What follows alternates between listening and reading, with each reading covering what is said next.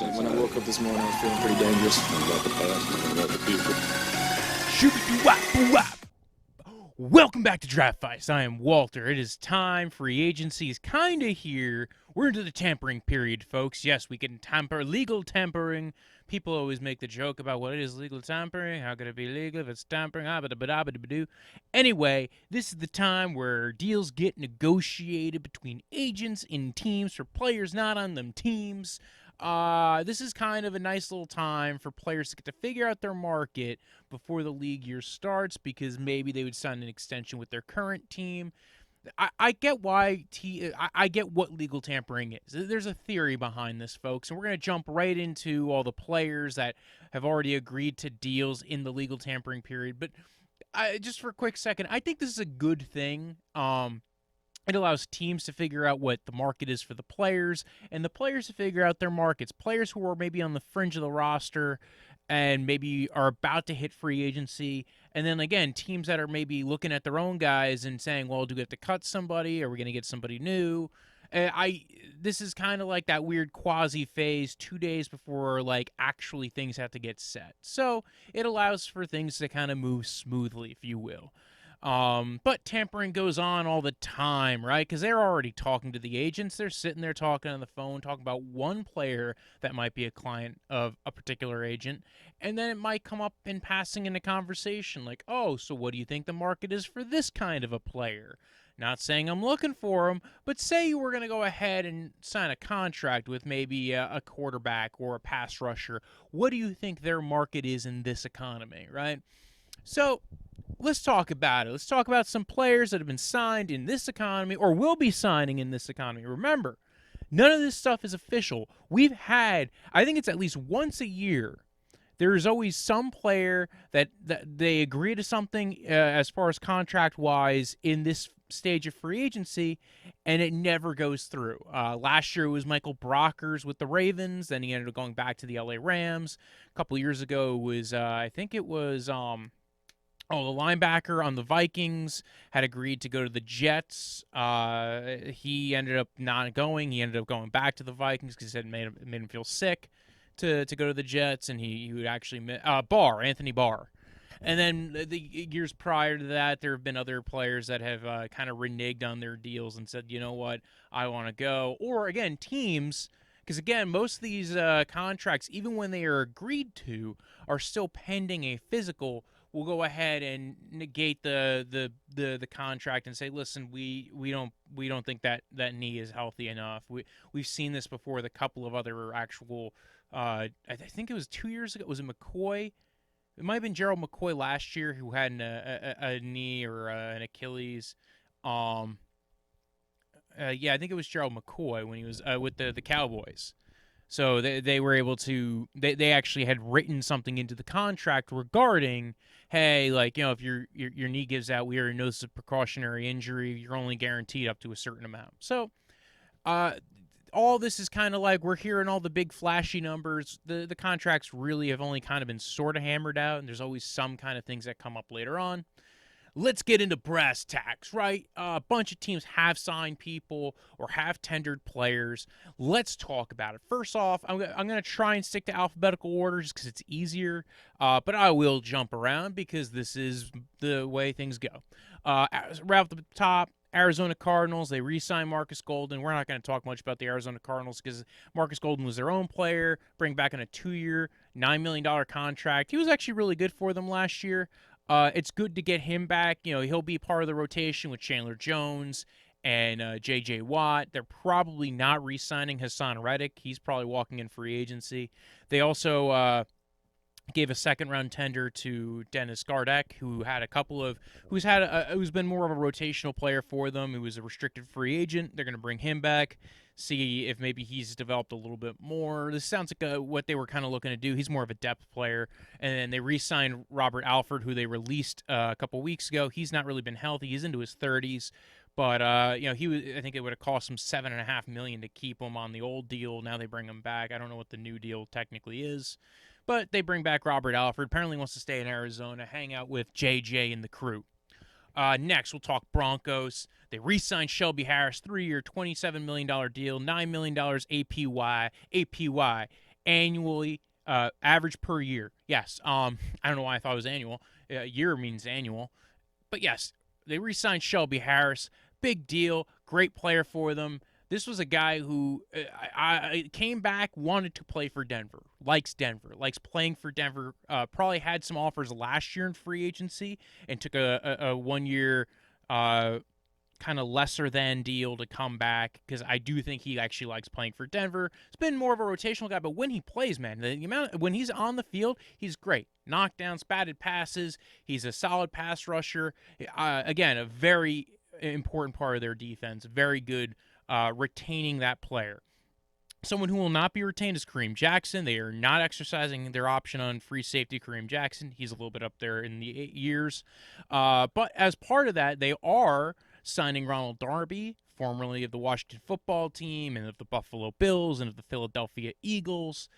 He is going to come in on a 3-year, $30 million contract, $19 million of which is guaranteed. So they're in the long haul for this player. At least for the next 2 years, they have him for sure. And again, he's been solid. When he's healthy, he's good. Problem is when he's not healthy, he's not good. I kind of feel weird with this player because I don't know if he necessarily fits what Vic Fangio does, but I would be intrigued to see because again, we saw him play well in Rivera's defense last year, and if he can fit well in Rivera's defense, I can think of ways that Vic Fangio can adapt him to his defense as well. And other than that, they gave an original round tender to Philip Lindsay. That's nothing sexy at all. The Ravens did nothing technically in free agency as far as the tampering period. They did sign a player who they were allowed to sign because he was released by another team. Yes, that is Kevin Zeitler. 3-year, $22 million contract. This is a steal of a contract. He's getting up into his 30s, so this is why his contract value is getting a little bit lower than it was a couple of years ago. But man, this guy is a really solid guard. Not Marshall Yonda territory probably anymore, although he could probably get to a solid level. Like at least he's going to be better than what was on the team last year on the interior. So without a doubt, he's good there. He is a bit more of a downfield blocker, which is kind of what they like anyway. I know that was kind of one of the reasons why the Browns were moving away from him. They were looking for more athletic blockers in their run scheme when they traded him to the Giants. But still, I dig it. I think this is a smart move for the Ravens. So good on him. Very good pass blocker. Even for all the times that he's been. And again, this might have been his down year when he was on the Giants. Really, the Giants were getting rid of him because they needed the salary cap space. I feel like that's a team that spent a whole bunch of money, and I have no clue where it went.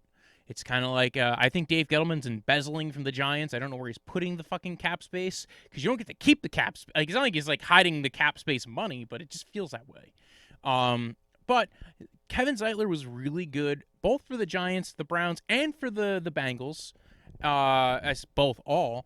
I almost thought he was going to go back to the Bengals. There was actually apparently a deal on the table, but there was more guaranteed money with the Ravens, so he went with the Ravens. Bengals missed out because that would have been a great get for them. Instead, they have not signed any guards. We will talk about Cincinnati in a little bit. Buffalo. There's not really much to talk about with Buffalo. In fact, we did the AFC East episode, and most of that was already talked about.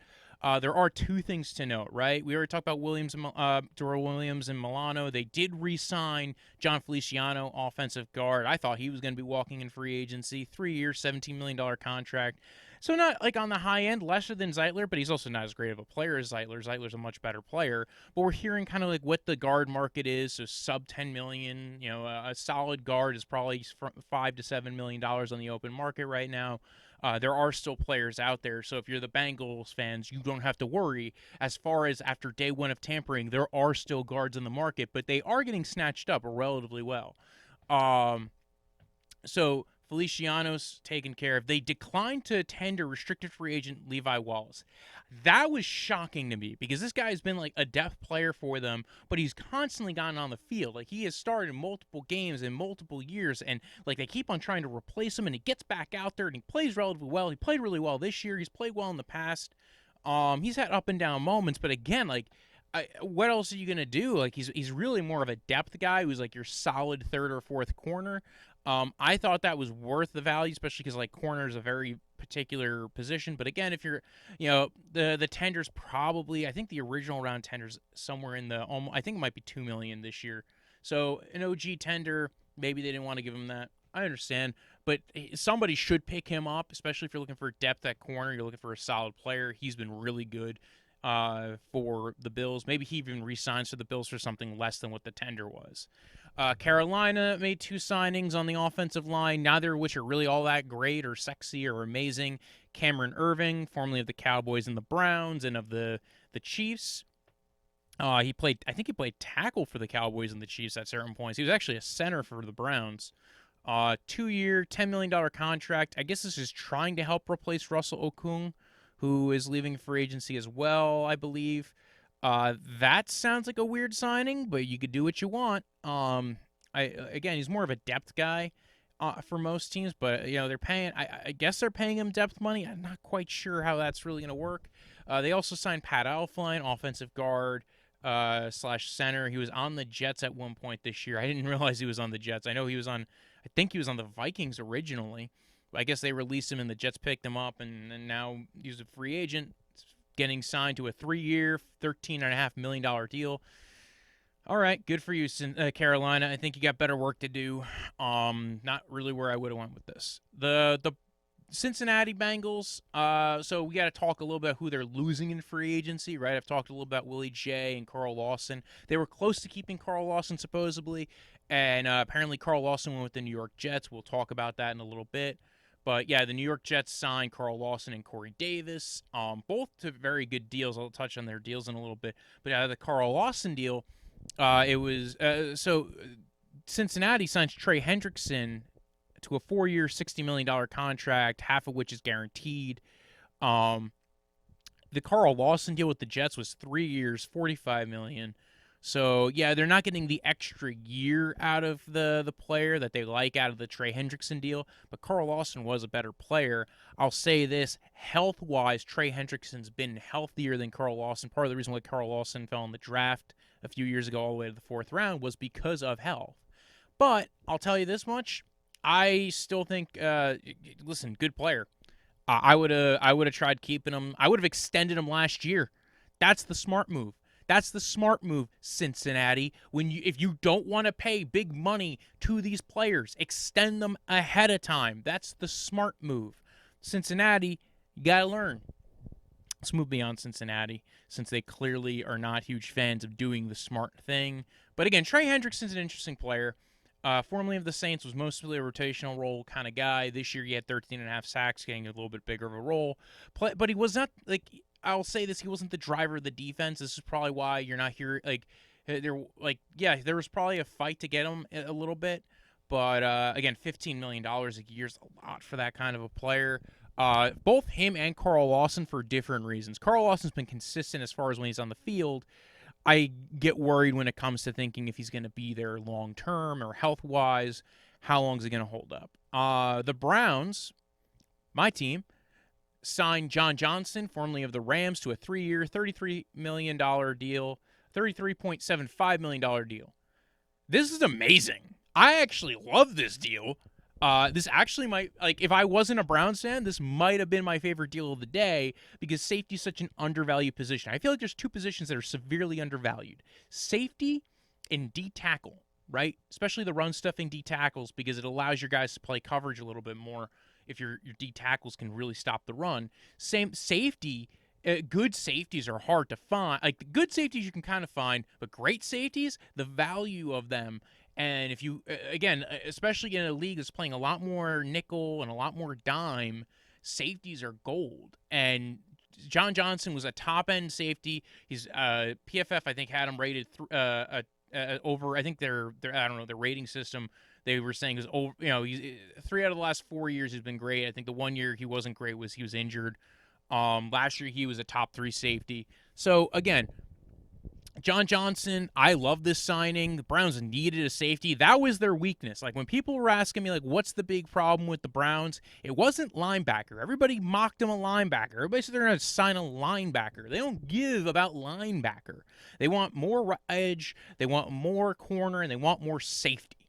And they needed more safety because Andrew Sendejo is old and slow and just could not cover for everybody not doing, like, if he wasn't doing his job, everybody, like, the reason why Andrew Sendejo was playing a lot last year was because he was the guy who kind of knew the play calls and was kind of like helping get everybody set. You don't need to worry about that anymore. Now you have a good guy doing that in John Johnson. He was the leader of the defense with the Rams. He was the guy with the green dot on the helmet, not the linebacker. He was calling the plays. He was doing the jobs. I love John Johnson. I like this signing. It's also a really good deal for 3 years, 33 and $750,000 means $11 million average a year. That's 11.25 million a year is not bad for a safety, especially like when you're talking about trying to sign somebody at the high end of the market. You're talking like 15 million. So if they really got this deal done, I'm excited because that's a great deal. After the Browns, we'll talk a little about the Saints. I know I said I was going to go in order, but I have the Saints next on my list anyway, so it don't matter. They re-signed Jameis Winston to a 1-year, $12 million contract. Has a base value of $5.5 million guaranteed. He can earn more through incentives. They re-signed offensive tackle James Hurst to a 3-year, $9 million contract. A good depth guy. There's one thing New Orleans values, it's offensive line and offensive line depth. They released Nick Easton this offseason. They released a lot of guys this offseason. Janoris Jenkins, Nick Easton. We'll talk about that in another episode as far as all the maneuvering that the Saints had to do to get under the cap. They released Malcolm Brown this week. That was a big deal. They were shopping him around. But yeah, so the Saints re-signed Jameis Winston. Looks like it's gonna be him and Taysom Hill. They did a funky thing with Taysom Hill's contract as well. They gave him a $140 million extension. It was really all void years, just to kind of spread out all of his money. But to make it look funny on paper, they added $140 million of void years on it too,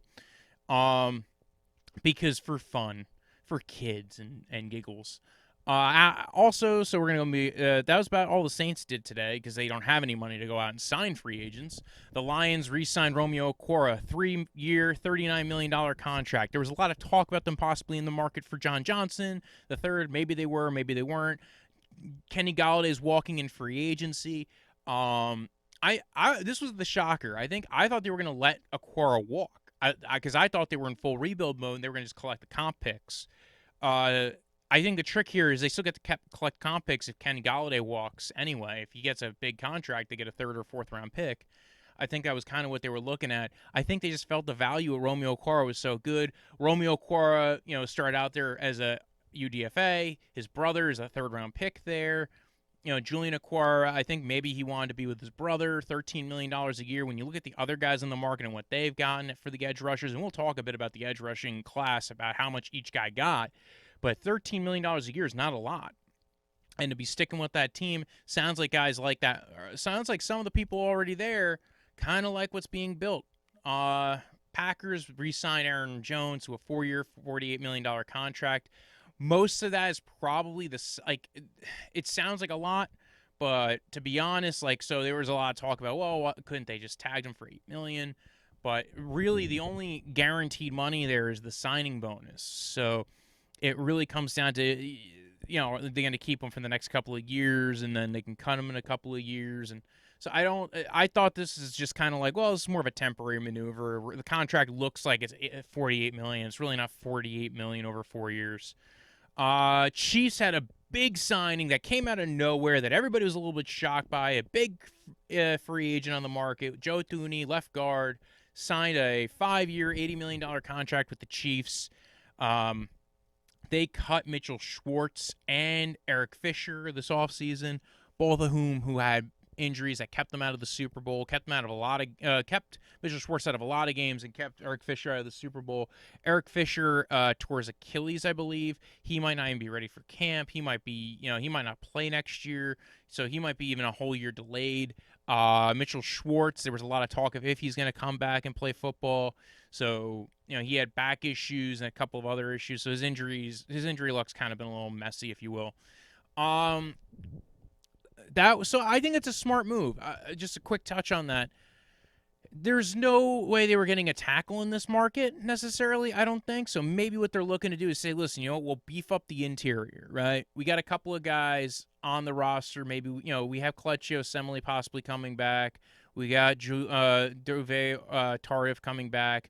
Maybe they'll bring back Mike Remmers if he's a free agent. I don't know if he's a free agent even. Maybe they'll bring back Mike Remmers. Maybe they'll go ahead and get Riley Reef. They'll get some other tackles, but maybe they'll get some low-grade tackles, like average tackles, and beef up the interior. Do the same thing the Patriots and the Steelers have been doing. I think this was kind of the idea that got floated a couple years ago with the Browns when they had a strong interior of Zeitler, Treader, and Bitonio. Steelers used to do this with Pouncey and DeCastro and Foster. This was literally what the Patriots have been doing for a long time with Dooney, with Shaq Mason, with Andrews. The guys who they have they invest heavily on the interior, and the guys that tackle, while good, are not really the star players there. So this is actually kind of become a theory, if you will. If you beef up the interior, you have a really good guard play. Maybe you can not excuse, but cover up a little bit of the tackle play. Raiders, right? They signed Yannick Ngakoue, formerly of the Ravens, 2-year, $26 million contract. This one blows my mind. I actually do sometimes question how the Raiders get some of these deals, because I know a lot of people go like, oh, they spent all this money to go ahead and get these players, but a lot of these contracts are not super guaranteed. They're guaranteed for like 1 or 2 years. If they don't work, they cut them or trade them. This is the one thing that, like, at least the contract structures with the Raiders, they seem to get a lot of guys that come in and then I don't think they've done well with utilizing the defensive players, right? LaMarcus Joyner really didn't pan out. They cut him. Corey Littleton didn't look good this year. Nick Gronkowski looked okay. It seems like every time they sign somebody, they just don't really pan out for them. Now they're switching to a new D coordinator. Gus Bradley's there. Gus Bradley, very familiar with Yannick Ngakoue from his time in Jacksonville. So now Yannick Ngakoue goes to the Raiders, signs a 2-year, $26 million contract. I can't believe his average on that contract is $13 million. That's the same as Aquara. That's less than Judon, which we'll talk about. That's less than Bud. That's a lot less than Bud Dupree. That's less than Hendrickson. That's less than Coral Lawson. Like, as these contracts came in, I thought they would go down, right? And instead, they kind of fluctuated. They came in relatively low. Like, Judon was $14 million, Aquara was $13 million, and those were like the first two that came in. And Yannick came in. That was $13 million a year, but it was a 2-year deal. Bud Dupree, $16.5 million. We'll talk about him signing with the Titans. Carl Lawson signed, like I said before, $15 million with the Jets on average. And Hendrickson signed $15 million a year with the Bengals. So we're talking about a lot of money that got tied up with these guys that I don't know if they're really $15 million a year guys. I mean, Ogba got paid $10 million a year. Now, Ogba wasn't really as good as some of these guys, but I don't know. Well, this year, I think you would probably think he played really well this year. But again, like, for the value that you were getting, I don't know if this was really the smart move for a lot of these teams. Depends on the team. We'll talk about it when we touch on some of these players. Part of this offseason, they also had a couple of visits already. HaHa Clinton-Dix came by. Kyle Long, coming out of retirement, came by, stopped in, did a little bit of a physical. AJ Bouye stopped by, came in, then hung out with the Bengals for a little bit. They traded Trent Brown in a pick swap with the Patriots. They cut Gabe Jackson, Richie Incognito, Tyrell Williams, LaMarcus Joyner. So a lot of the free agents that they've signed over the years, I heard a little bit that they might get Richie Incognito back, but Gabe Jackson is gone. Brown is gone. Williams is gone. Joyner's gone. They re-signed David Irving. So outside of that, though, like the Raiders are kind of like, again, reshuffling the deck, getting all the chairs reshuffled on the Titanic, seeing that if they hit the next iceberg, maybe they won't sink. I still like the Yannick Ngakoue signing. I think it's the best pass rusher they have on their team now. Him and along with it's not I think it's not Ocean Jimenez. But you have him, you have Cleveland Farrell. You have Hurst, so I think that the D-line, at least this should add to the pass rush. You would hope. David Irving, we'll see if he actually ends up getting to play finally. I think he's been out of the league for a couple of years. He was hanging out on their practice squad towards the end of the year. So Raiders, we'll see what happens. I actually kind of I do like the Yannick Ngakoue signing. I thought that's actually a good value. I kind of actually do tend to like their signings when they happen. It's that they don't use the guys correctly. Like LaMarcus Joyner, I think that would be the biggest indictment of that team, is that they did not use LaMarcus Joyner correctly. They used him as a slot corner when his best years came at free safety for the LA Rams. We'll talk more about that. He's out there on the open market now. Houston. We're going to talk about Houston a little bit. They signed a bunch of dudes, right? I released the AFC South conversation yesterday about it. So I already mentioned Christian Kirksey, Vernon Hargreaves. I think I forgot to mention Justin Britt, formerly of the Seahawks, to a one-year deal, $3.2 million. But today they've agreed with a bunch of players to sign. Shaq Lawson, formerly of the Dolphins, they traded him for Benardrick McKinney. They acquired Marcus Cannon from the Patriots, the offensive tackle. They signed kick returner and punt returner Andre Roberts. They signed linebacker Kamu Greer-Hill, formerly of the Patriots, to a one-year, $3.2 million contract. They signed Malik Collins, formerly of the Raiders, to a one-year, $6 million contract. They signed Justin McCray, guard, formerly of the Falcons, the Browns, the Packers, to a 2-year, $4 million contract. He's coming to follow James Campen, who he's very familiar with from both Green Bay and the Browns. They signed Terrence Brooks, formerly of the Patriots, to a 1-year, $2 million contract. He's a safety. They signed Vincent Taylor, formerly of the Browns, D-tackle, big Husky D-tackle. He actually was, if you watch the playoff game between the Steelers and the Browns, he was the guy who got his hand in the air, knocked the ball up so Porter Gustin could intercept Ben Roethlisberger, I think for his third interception of that game, just to add a little bit of salt in the wound. Another linebacker got signed, Joe Thomas, formerly of the Cowboys, to a 1-year, $2 million contract. And if you thought they were done signing linebackers, everybody, they signed Kevin Pierre-Louis, formerly of the Washington football team, to a 1-year contract, to a 2-year contract. I do not have the numbers yet on this. They also signed Chris Moore, formerly of the Ravens, to a 1-year, $2 million contract. I have no idea what this team is doing. But it's a lot of interesting depth guys, a lot of cheap deals, kind of ways to maybe fix up the roster and see who you have in camp and then see, later on. This is like when you have no picks and you have little cap space, this is how you get your roster better, is you take flyers on guys, you make some trades. Now they have a right tackle from the Patriots and Marcus Cannon.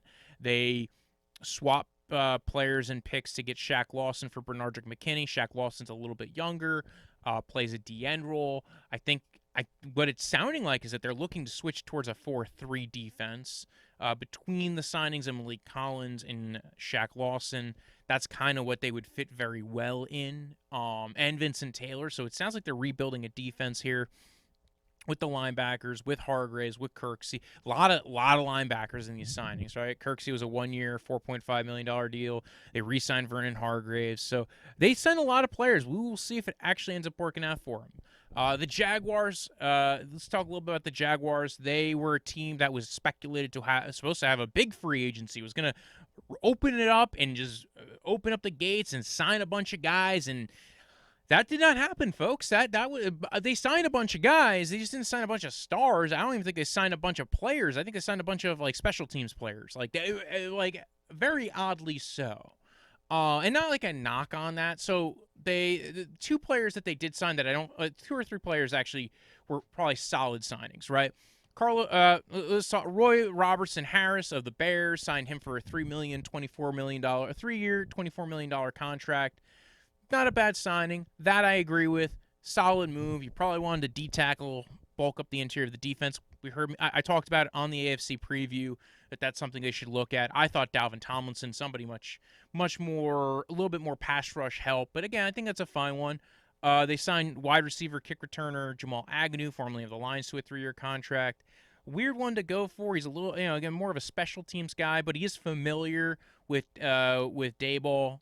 So maybe that's the plan, is he kind of pulled him in, maybe help develop the guys into their offense. They signed Rudy Ford, formerly of the Eagles, to a 2-year, $4.2 million contract. He was primarily a gunner on special teams. So again, you're spending money on special teams here. They re-signed Juwan Smoot to a 2-year, $14 million contract. All right, defensive end, kind of more of a rotational guy. I don't mind that one.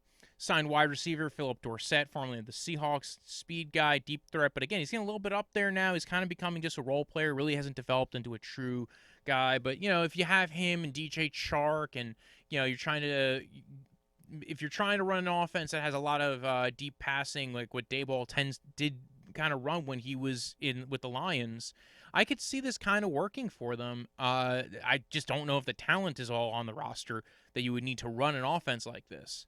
They signed Rashawn Jenkins, free safety formerly of the Chargers, to a 4-year contract. No money ideas on that.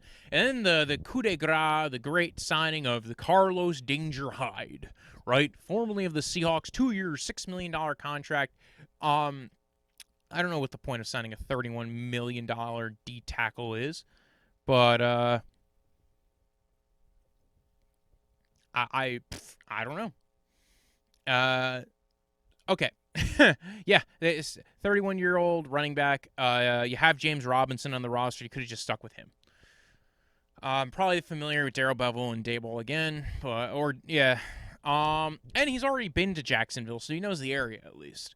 Chargers, they re-signed Mike Davis to a 3-year contract. They release that's cornerback, by the way, sneaky good. A little shocked that he got there was some speculation as to whether he would get re-signed or let go or let walk in free agency. He was kind of like one of those under the radar guys. Good thing they re-signed him because they also they released Casey Hayward, $9.75 million cleared on that contract. That seemed like an idea of, listen, they're going to release him because he doesn't fit the scheme. That was kind of what was mentioned. He's also a little bit up there in the years now, but he's been really good for them. I could see a team signing him to be their starting corner on a defense if they're looking to fill out a roster. Matt Filer was signed. He's got that versatility, 3-year, $21 million contract. Again, can play tackle, can play guard. I think that's a great signing by them. It's not really a super expensive deal. 3 years, $21 million. I think they signed Corey Linsley, formerly of the Green Bay Packers, to be their center. That's a really good deal. They lose Mike Pouncey. They cut Trey Turner. I still think they have to look at some more guard and tackle prospects, but I do like this move. At least now you are filling out a little bit of your, the offensive line depth. We'll see if it all works out, but at least that now you're putting resources towards the offensive line. I think Filer can be a solid tackle for them or guard. They still have Bulaga. And then again you have Linsley now. Let's talk a little bit about the Titans. I already mentioned the Bud Dupree signing a multi-year contract, $16.5 million annually. I feel so weird with Bud Dupree. I've been very much anti my team signing Bud Dupree, right? I don't mind if your team does it, but I just don't want my team doing it. Good thing the Titans are not my team because Bud Dupree, I think, benefited a lot from listen, it's not that he's not solid, but he's not $16.5 million annually solid. He benefited from being on a defense that had TJ Watt, and Cam Hayward, and Stephon Tuitt, and Tyson Alualu, and a defense that blitzed a lot and played solid coverage and had good safety help from Minkah Fitzpatrick. So I think this is a guy who maybe got a little overvalued. Is coming off an ACL as well, which is kind of the other thing. Is usually you don't think of a team expending resources on guys who have some injury risk. The Titans apparently, even after having a whole thing with Isaiah Wilson and Vic Beasley, although Vic Beasley wasn't like really an injury risk, it was more of just didn't play well for them. I don't know if it was just an effort thing or whatever the deal is with Vic Beasley, but apparently they just were not super into what Vic Beasley brought. I do think Bud Dupree's the exact opposite of Vic Beasley. He's definitely a hard worker. Has constantly gotten better at his craft. He's not the best pass rusher, but he will be a solid run defender. If he gets some one-on-ones, if you're going to be blitzing more, if you're going to play a lot more man coverage, I don't hate the signing. They did have problems with their pass rush last year. I just thought Bud Dupree, especially coming off the ACL, I think that's a very risky signing. Again, I don't hate it. I don't hate the player. I just $16.5 million is a lot of money annually. Now we'll see what the real details of that deal are. Maybe it's a little bit less than that or a little bit more palatable than that. They also signed Danico Autry, formerly of the Colts, to a 3-year, $21.5 million contract. He's been a solid role player for them, stealing a player across from the division. Not an expensive deal either, so now you're getting a guy in there who can play a good rotational role on your defense. That I kind of like. Again, this is kind of more the thing that I would be doing is kind of attacking the more fringe rushers in this edge rushing free agent class, because there's a lot of interesting ones. There's still ones on the table right now too. We'll touch a little bit on that. By the time we finish recording this episode, I will touch base on who's left, at least at some of these positions. And a lot of the wide receivers are still available too. Kendall Lamb, formerly of the Browns, signed to a 2-year, $8.5 million contract. So $4.25 a year for basically a guy who's been more of a rotational tackle or swing tackle. Listen, you know what it is? They probably remembered the touchdown he caught against them in the game against the Browns. He's been a solid player. I don't dislike the guy. I liked him when he was on the Browns. In fact, honestly, he might have been better than, like, he was on the team last year. He might have been better than one of the starters, and they had him as a reserve player. This year he was a reserve player. They just happened to have a lot of depth, and it was a good thing they had him around because, again, guys got injured a lot this year. He played really well for them in the playoffs. And he had a spot start, I think, he had to play a couple times in season. Jedrick Wills went down with, I think they thought he had COVID, so he had to play then. He played pretty well. I think it was the Giants game and the Jets game. Either one, or I think it was one of those games he played. I think it was the Jets game he played. He definitely played the Jets game. He might have even played I'm not quite sure if he played the Giants one, but I know he played the Jets one. And then he also played in the playoffs, I think, again, when Jedrick Wills went down with a knee injury. So he's been very solid for the Browns. Very good get for the Titans, especially since you trade away Isaiah Wilson. You probably do want to get some depth into that tackle room. Maybe see if you can swap him in for Dennis Kelly, or Taylor Lewan takes a little bit of time coming back. I think that's a good move. I actually kind of like the deal. Because remember, they traded away Isaiah Wilson over to the Miami Dolphins because the guy was a head case. Washington football team, they've made one move right now, right? Agreed to terms with one player, but it's a big one. One that if you watch Draftvice minutes, the 1-minute videos that I sometimes put out every once in a while, which you can find if you like, follow, and subscribe. Ryan Fitzpatrick, formerly of the Dolphins, 1-year, $10 million contract. I would not go through his whole resume because he's been on, I think, 16 different teams at this point. Yes, they signed Ryan Fitzpatrick. This is perfect. If you want to be a playoff team instantaneously for Washington football team, Ryan Fitzpatrick is better than anybody else who was on your team last year playing quarterback, right? You have Terry McLaurin. You have assets. You still have money to spend, too. You also have Taylor Heineke, so you can kind of have him compete with Taylor Heineke or develop him. Taylor Heineke's on a cheap deal. They also tendered Kyle Allen, the other quarterback who they traded for from the Carolina Panthers, so he's on the team as a restricted free agent. So they got 3 quarterbacks on their team right now. I think they're in a really good situation, quarterback-wise. Not great. They're not in a great situation. They don't have the guy of the future, at least as far as they know, but they're in a much more solid situation. This was always what I felt was the perfect move for the Washington football team. Now they can draft somebody like Rashad Bateman or sign a Curtis Samuel or Kenny Galladay and really go ahead and try to make a run at it with that solid defense that they have. I think that there's a lot of potential there. Try to get some use out of Antonio Gibson.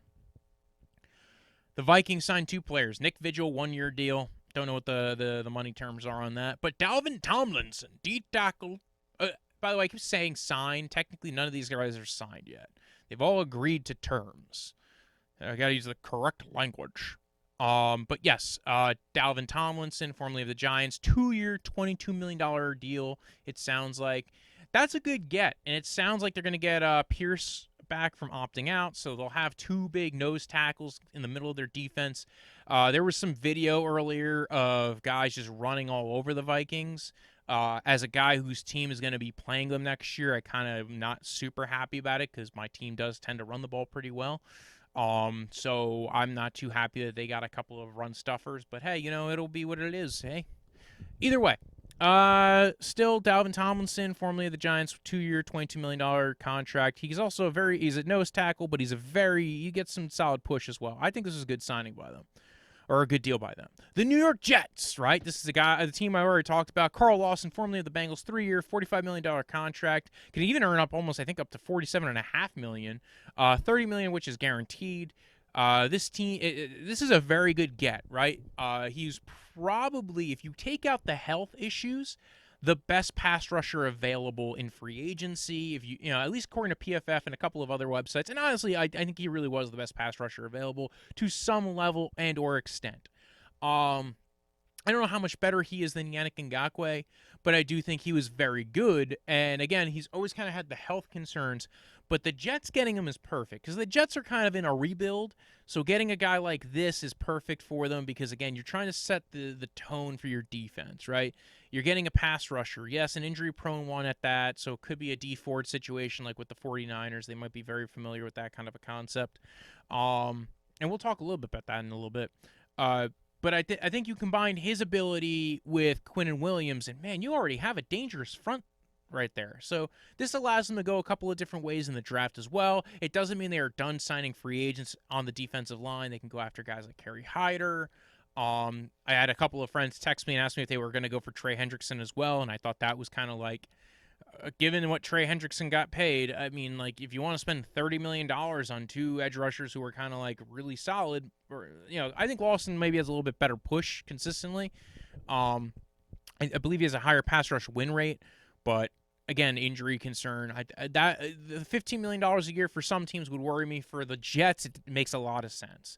They also signed Corey Davis, formerly of the Titans, to a 3-year, $37.5 million deal.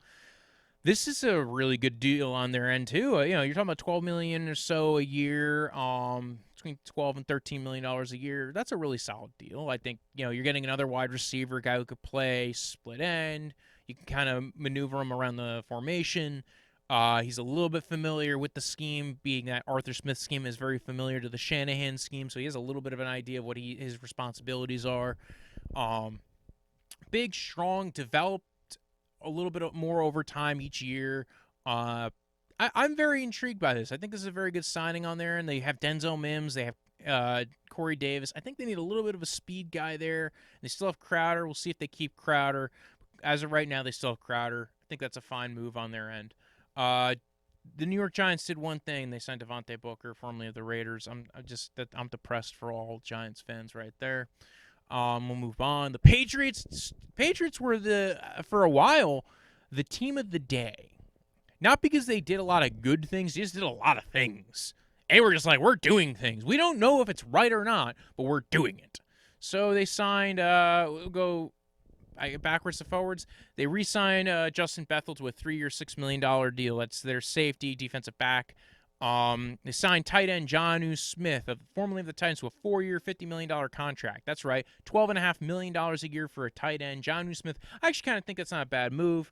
Tight ends, I think, are an undervalued position. Yes, sometimes the free agent tight ends have not worked out so far in the past, but that doesn't mean in the future that prevents them from being good too. It is a position that usually gets relatively low free agent money spent on them. So when they do come in, it's still a value compared to what you would be spending that money on a wide receiver because you're getting like closer to a top end guy. They signed Devon Gosha, formerly of the Dolphins, to a 2-year contract. I think it was like 2 years, $8 million. So not even or 2 years, $16 million. It was a relatively cheap contract for nose tackle. They signed Matt Judon, formerly of the Ravens, to a 4-year, $56 million contract.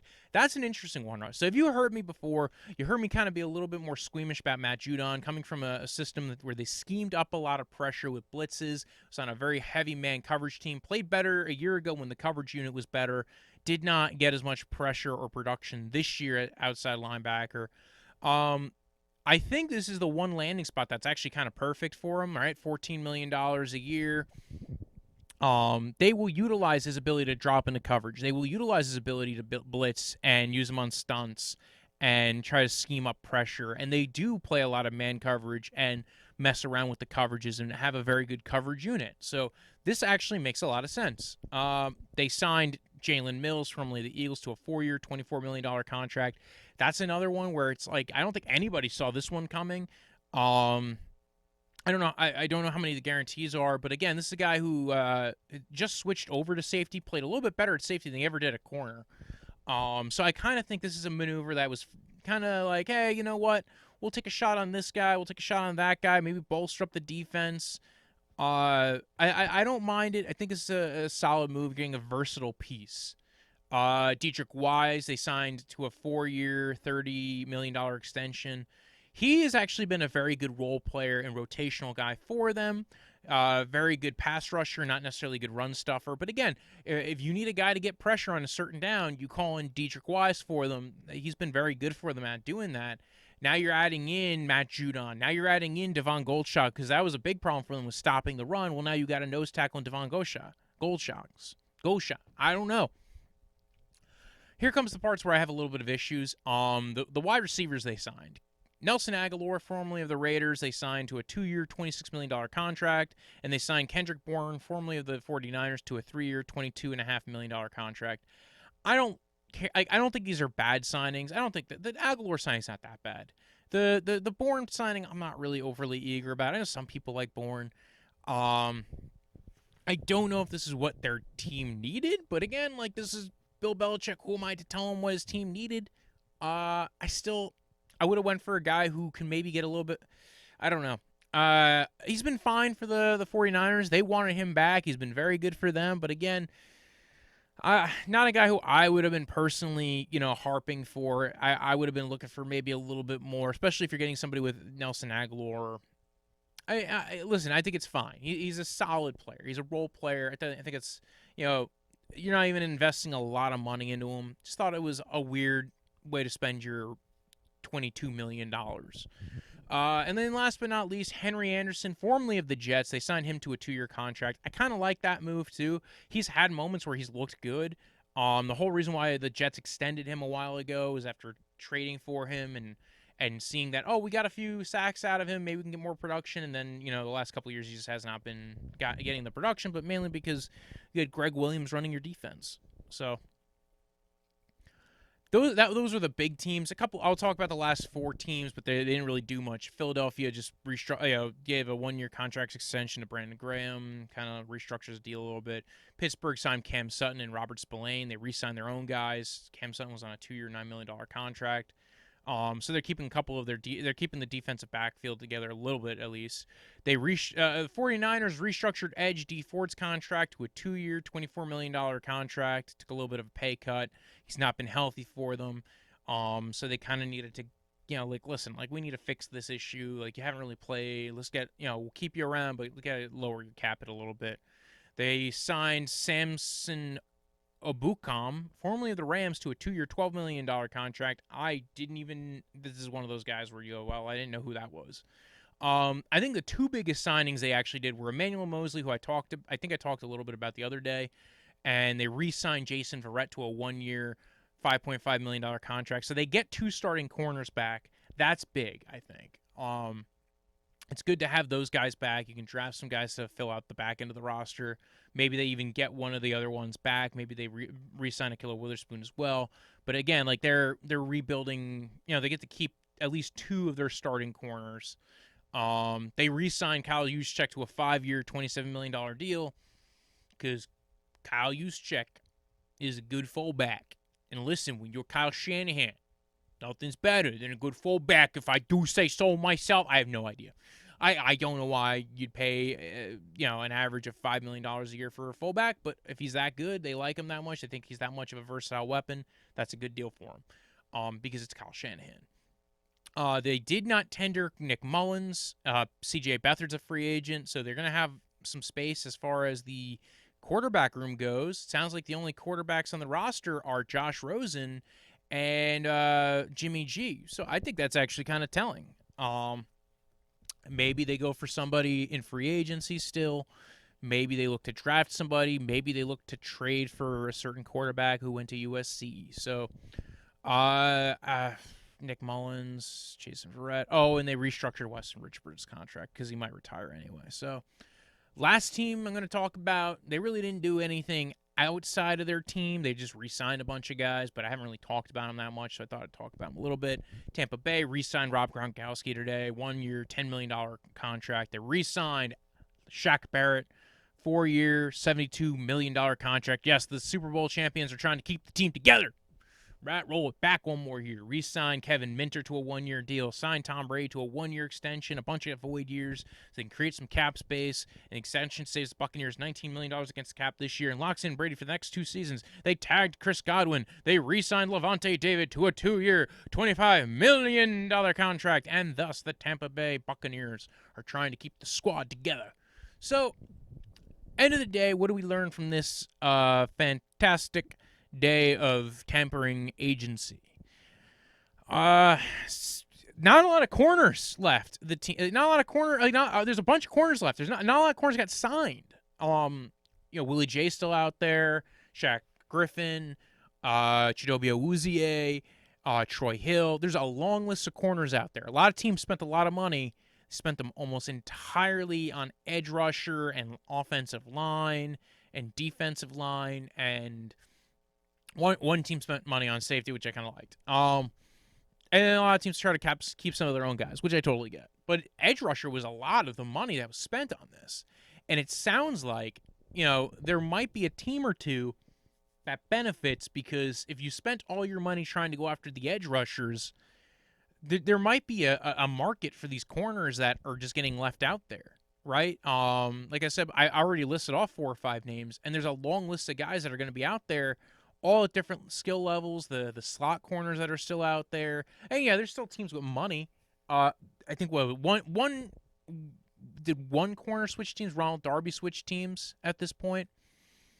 Yeah, as far as I can remember from looking over my notes, 1 cornerback switch teams. That's pretty impressive. We'll probably see more tomorrow as far as other teams signing guys goes.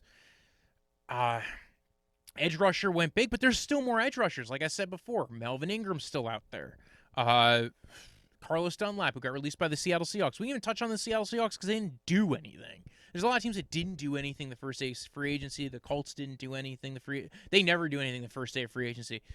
And listen, there's something to be learned from that. The good teams don't always do something the first day of free agency because they don't need to or they shouldn't have to.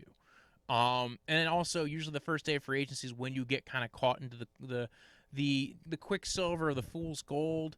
I'm just checking to make sure there's anything else that happened in the last hour, other than there's just rumors that Andy Dalton might go ahead and sign with the Bears. We haven't heard anything about that. Yeah, other than that, not much else to talk about for free agency as of right now. Tons of guys left. The receivers, the depth of the receivers that are left: Curtis Samuel, Kenny Galladay, even guys who are lower down on the. It actually feels like the guys who, it was like the guys who were kind of like the mid-tier guys got signed first, right? Juju Smith-Schuster's still out there. John Ross is still out there. I don't know how many teams are really eager about John Ross. Adam Humphries just got released. He's still out there. So there's a lot of guys who are out there. I'm very intrigued by how this free agency is going. And part of it, I think, has to do with the depth in the draft at certain positions, right? I think wide receiver, this draft, there's definitely considered a lot of depth in this draft at that position. Offensive line, I think some teams do understand that it's a deep offensive line class. That's why you saw a lot of teams cut guys. You see some teams re-signing guys. The Jags, restructured Norwell's contract. They renegotiated it, got him to take a little bit of a cap, decrease, if you will. And part of that is that, listen, they know they can do it. They say, listen, do you want to be out on the street or you want to be a part of the same team, same system, be in Florida, do this shit? I know some teams are like, the markets are very interesting, right? It's, Hassan Reddick's still out there. Edge rushing market was the biggest market that I think went through, right? That was a very big deal. And then we saw a lot of offensive linemen kind of go. Thuney, Zeitler, guys, and actually a lot of the bigger name offensive linemen went to better teams, to be honest. So if you want, you can follow the podcast at Draftvice on Twitter, at Draftvice_football on Instagram. You can follow me at BROJO. Death is in the end of life. Punch like a delicious drink you drink in the summer. And like, follow, subscribe. I will also be touching on day 2 of tampering, day 3 where free agency actually opens, when all these things officially get announced. Because remember, technically, none of it's official as of right now. I know, it's so weird. When I woke up this morning, I was feeling pretty dangerous. About the past and about the future.